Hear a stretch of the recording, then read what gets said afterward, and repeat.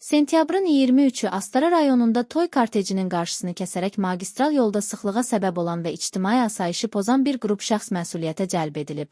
Məlumata görə, rayonun Təngərüd kəndindən Balaca Şahağacı kəndinə gəlin gətirilərkən, bəyin bir neçə dostu yolda avtomobilin qarşısını kəsib.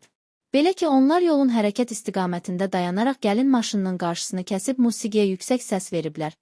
Eləcə də arxadan gələn digər avtomobillərin də yolun hərəkət istiqamətində dayanmasına şərait yaradıblar.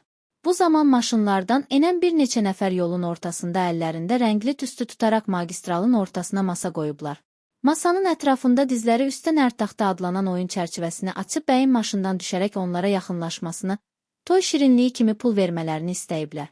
Bununla da arxadan hərəkət edən toy karvanına aidiyyəti olmayan digər avtomobillərdəki şəxslərin dayanaraq onları gözləməsinə zəmin yaradıblar. Bu da digər vətəndaşların narazılığı ilə nəticələnib.